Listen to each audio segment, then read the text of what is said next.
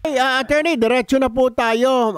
Normal ba ito? Kasi may mga nagtatanong, baka pinag-iinitan si dating Pangulong Duterte, pero normal ba ito na dating Pangulo nakakasuhan na? Ang sagot ko naman sa ilan, kasi hindi na siya Pangulo at bumaba na sa pwesto. So hindi na immune, nawala na ng immunity ang Pangulo. Can you explain this to us, Attorney, para doon sa mga viewers natin, listener, na pwede na bang kasuhan ang Pangulo talaga ngayon at pagre-reporte ng korte, Attorney? Well, sa mulat-mula po, no, ang paninindigan ni Presidente Duterte, dating Presidente Duterte, haharapin niya lahat ng gusto magdemanda sa kanya, pero sa harapan po ng mga Pilipinong piskal, Pilipinong muwes, dahil siya po ay Pilipino. Hindi siya papayag na humarap sa mga dayuhan. At welcome naman pong ginawa ni Franz Castro kasi ang grupo rin niya ang nagdemanda kay dating Presidente Duterte sa ICC at sinasabi nila na wala silang katarungan na makukuha sa mga hukuman sa Pilipinas.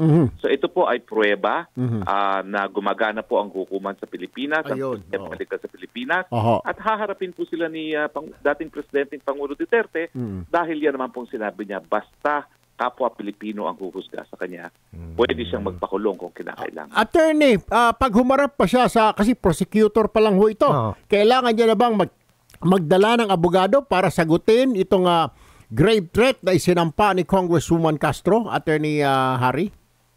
Well, abogado po mismo ang ating dating presidente, pero siyempre, no, ang sabi nila, kapag ikay abogado, huwag ka mag-aabogado sa sarili mo. No? So natalaga na po akong abogado ni Presidente Duterte kagabi lang po, alas 9:30.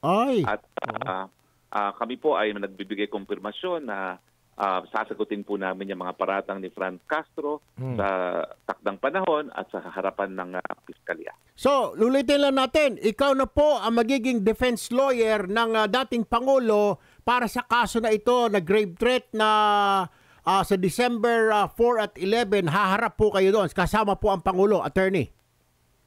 Ako po siguradong haharap, no? Pero wala naman pong dahilan para humarap si Presidente Duterte dahil pati doon sa kanyang pagsumpa sa kanyang counter affidavit, pwede namang sumpaan niya yan sa kahit kaninong piskal. Siya po'y residente ng Davao, so nakikita ko po kung siya maghahain ng counter affidavit, susumpaan po niya yan sa harap ng Piskal Davao at isusumite dito sa Piskal Quezon City. Okay, so exclusive ito, Kong. Dito po una po marinig yan sa Puto Citado Reload na si Attorney Harry Roque na maging abogado ng Pangulong Duterte. Okay.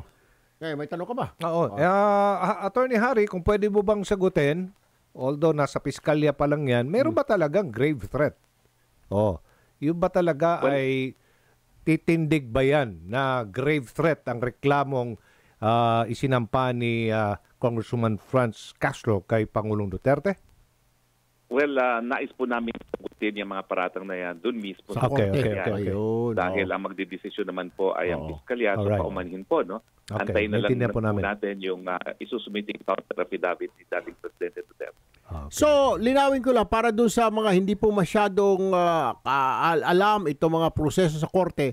So ito po, when you say prosecutor, hindi pa po ito judge. Ito po ay piskal pa lang. So ang piskal ang magdedetermine kung may probable cause na iakyat sa hukuman kay judge. Tama po ba, Attorney Harry?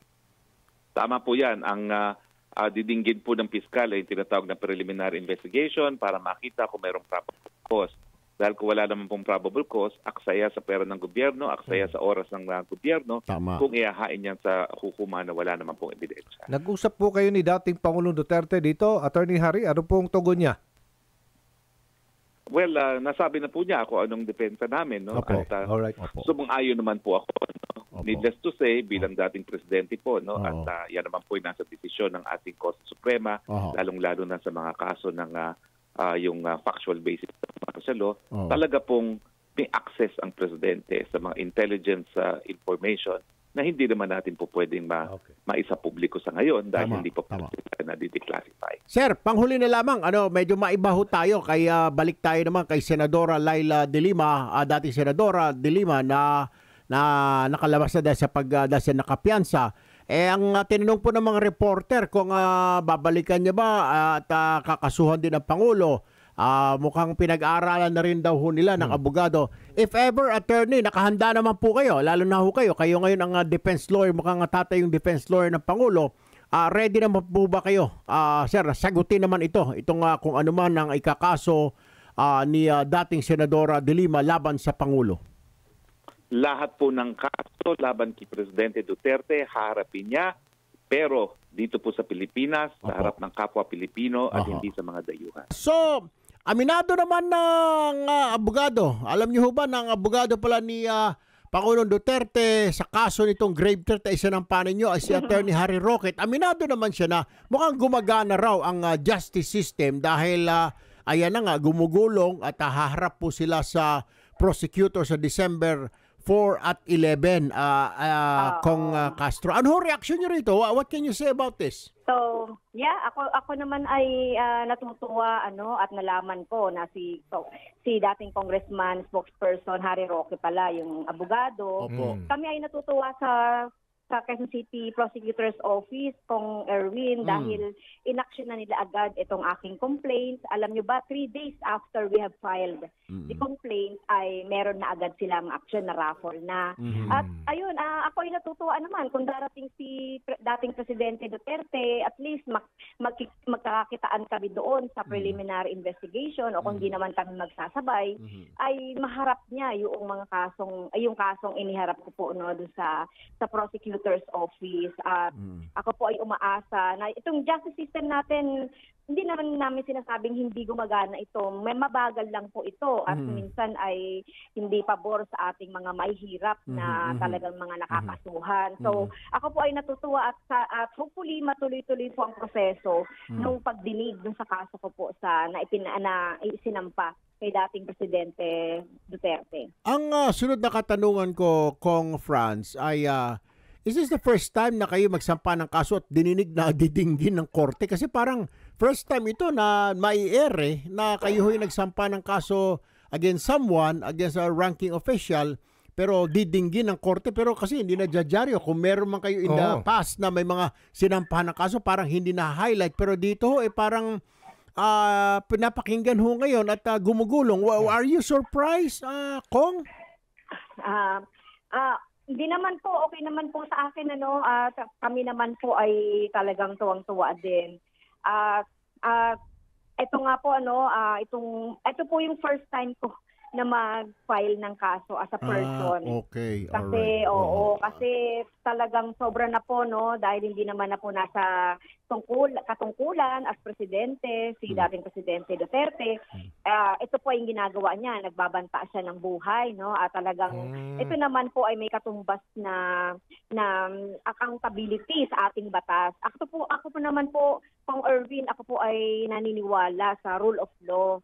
At kung meron pong reklamo sa isang tao or whatever, idadaan talaga ito sa justice system natin. Naniniwala pa rin po ako doon. So, yun na nga po ay ito po ikinasok ko sa kanya ay siguro nung presidente siya dahil nakakapagtatago siya doon sa presidential immunity, dahil presidente siya. Pero as a citizen Duterte, hindi niya na pwedeng gawin yun. Kasi this is a crime against a person, Kahit naman po sino, pagbantaan kayo, di po ba, bawal naman yun sa batas. So, tingnan natin po kung kasi hindi lang po ito Revised Penal Code po Article 282. May kasama din po ito kong Erwin na Cyber Prevention Act. Kasi ang pagbabanta niya po ay idinaan sa social media at saka sa isang network, national television network. So dalawang kaso ito, Kong Castro, dalawang kaso, cyber at saka yung sa grave threat. Isa lang. Isa lang pong kaso yan, Kong Erwin, dahil ito po ay grave threat, pero dahil idinaan ito sa social media at saka sa network, mas tataas po yung kung sakali, yung penalty. Magiging 6 years. Pahabol ko lang bago si Aljo magtanong. Pakiramdam nyo ba, kayo ba umaasa na baka kamtan nyo yung hustisya, that justice will be on your side? Nang kasuhan nyo po ito, nang i-file nyo po itong kaso na ito? Yes, ako naman po, Kong Erwin, naniniwala pa rin po ako sa rule of law at saka sa justice system natin. at alam ko po ay bulag ang kailangan po talaga maipakita. This is a test case po sa ating justice system. Ito po laban ng David and Goliath eh. Ako yung David. Kasi ako naman po ay wala namang influensya, walang pera, walang mga kung ano-ano. Kaya po talagang sana mapatunayan ng ating justice system yung hustisya para sa akin. Opo, may patudsada po ang anak niya, si Davao City Representative Paulo Duterte, na bilang mga public official, halal na kongresista, dapat daw hindi tayo balat sibuyas, ma'am, sa mga remarks ng dating Pangulo. Well, with due respect po sa ating colleague, si Representative Pulong Duterte, hindi po ako balat sibuyas. Ang dami ko na pong mga stress, ang dami ko na pong mga criticisms na tinatanggap, wala po tayong ginagawa. Pero iba po yung criticisms, kung Erwin, kung titignan nyo, no? Iba po ang criticism sa grave threat, yung pagbabanta ng buhay. So kahit naman siguro siya, alam ko may mga records naman na napikon din siya sa ilang mga mga sinasabi tungkol sa kanya. Pero tayo po, iba itong grave threat na ito at in social media at national Kami po, binagalang namin ang press freedom, yung freedom of speech, freedom of expression. Pero merong certain regulation po ang mga nagsasalita sa media, nagsasalita sa social media na hindi naman dapat magbabanta ng buhay. Okay. All right.